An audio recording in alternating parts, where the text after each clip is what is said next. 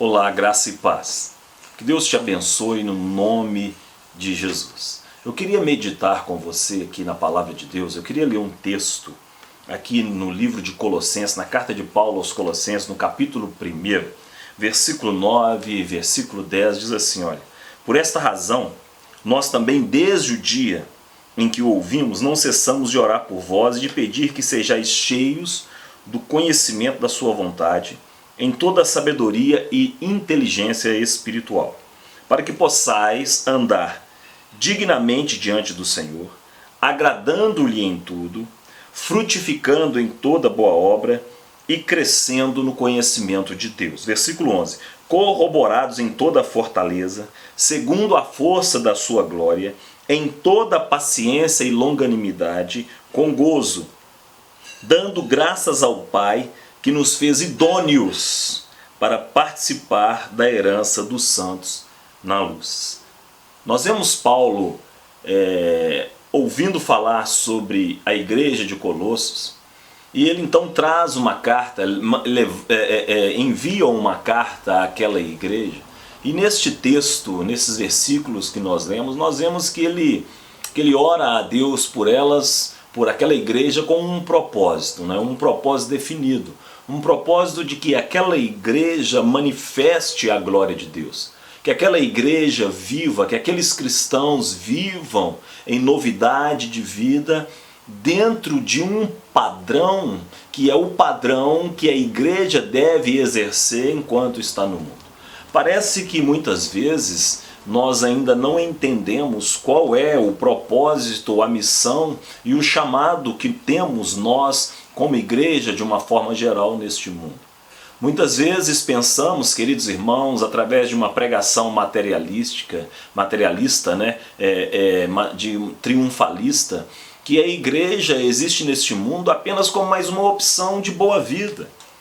Muitas vezes ouvimos mensagens que parece que a igreja está neste mundo apenas com mais uma opção de apenas dar um conforto, uma motivação para uma vida natural, uma vida para ser levada de uma forma em que você seja apenas um vitorioso, tenha sucesso, tenha fama, tenha algo de material nesta vida. Sendo que o sentido que Jesus trouxe desde o início da sua mensagem aqui na Terra foi uma mensagem para a eternidade. Os próprios discípulos no início não entendiam a ideia do Messias. Eles não entendiam a ideia de Jesus como um Messias que veio trazer a realidade do reino de Deus.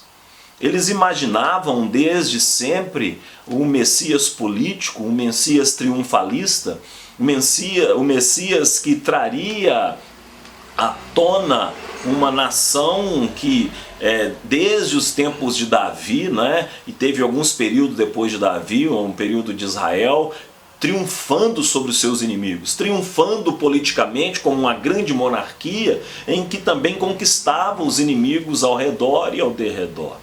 Os discípulos e os seguidores de Jesus, de uma forma geral, esperavam um Messias que apenas resolvessem os seus problemas materiais e temporais.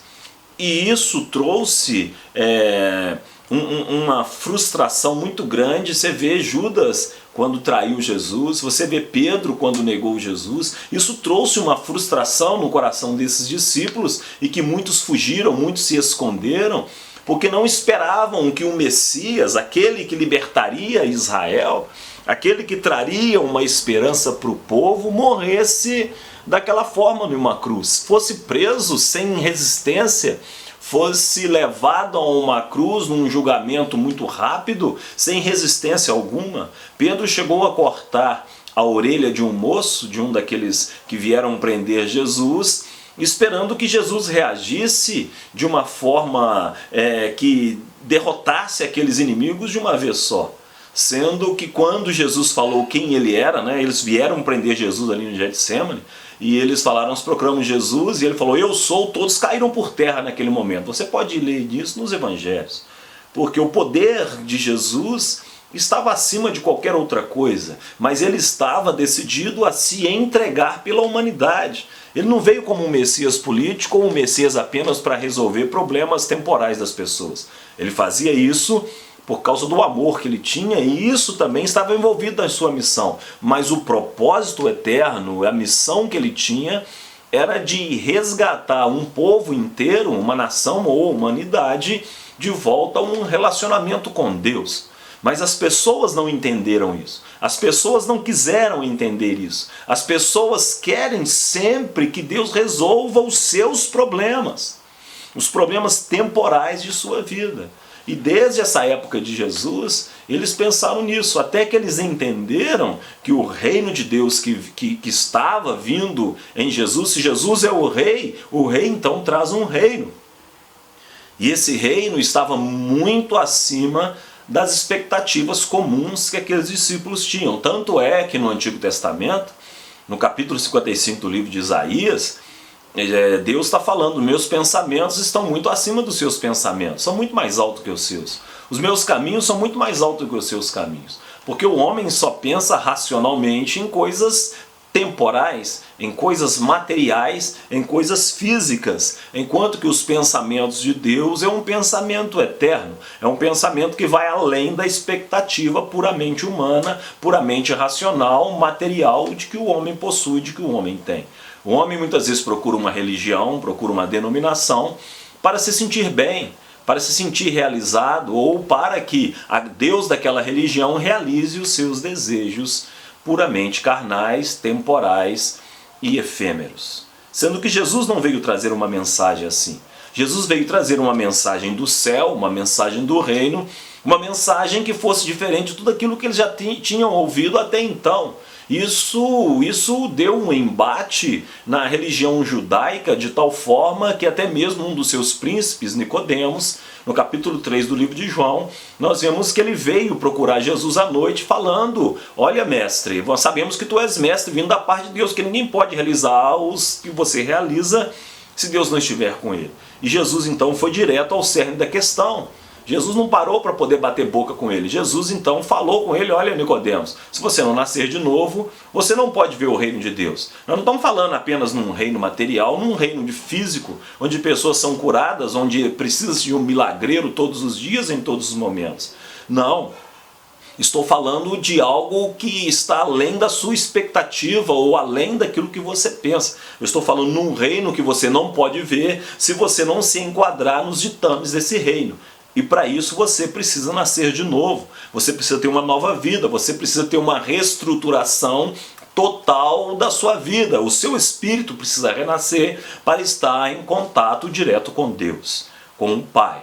Então Jesus veio trazer uma mensagem que veio falar de algo que é eterno, de algo que traria de volta para o Senhor, de uma comunhão, de um relacionamento com Deus, e não apenas instalar ou uma nova religião, uma nova ideologia, uma nova filosofia de vida. Jesus nunca pensou nisso. Ele veio trazendo uma mensagem de Deus, uma mensagem do céu. Ele é um enviado de Deus como homem nessa terra. O próprio Deus enviou o seu Filho, que é Deus, para ser homem nessa terra, trazendo uma mensagem do céu, uma mensagem de que você precisa nascer de novo. Você precisa ter um pensamento diferenciado, você precisa ter uma visão do céu, uma visão da eternidade, para que você possa ver esse reino. Você não pode ver esse reino apenas com um olhar religioso, com um olhar moral, com um olhar ético, falando-se desta vida, desse plano horizontal. Você precisa olhar as coisas vindo do alto, vindo de Deus, para que você tenha uma visão do todo através daquilo que Deus é, de quem Deus é, enviando o seu Filho Jesus ao mundo. Não é verdade? Mas muitas vezes nós, pastores e pregadores, principalmente neste século e no século passado, no final, nós levamos, eu vou colocar nós, porque para não ficar julgando as pessoas, nós levamos uma mensagem apenas triunfalista. de que as pessoas precisavam vir e conhecer a Jesus apenas para ter coisas materiais, apenas para uma satisfação material, apenas para ser vencedores com um emprego bom, com um carro bom, com uma casa boa, algo triunfalista. É o mesmo pensamento dos discípulos, um Messias apenas material, um Messias apenas para resolver um problema temporal e um problema apenas deste mundo. E o Senhor já tinha falado que os meus pensamentos são mais altos do que isso. E Paulo também fala que se a nossa esperança for apenas neste mundo, nós somos os mais miseráveis de todos os homens. Porque nós temos que pensar num todo, tanto nesta vida, claro, como também na vida que está por vir, na vida eterna. É lógico que nós queremos ter sucesso nessa vida. Queremos ter uma vida confortável, uma vida abençoada, ok. Mas isso não pode atrapalhar aquilo que Deus quer fazer em nossa vida. Às vezes Deus quer tirar o nosso conforto. Às vezes Deus, para poder se mostrar a nós, Ele quer tirar o nosso emprego. Ele quer tirar um conforto, Ele quer tirar algo que nós queremos, para poder demonstrar que o que importa para nós que somos cristãos é a glória de Deus. Não espere o mundo compreender isso. Não espere que o mundo compreenda que ele tem que viver para Deus. O mundo não entendeu isso.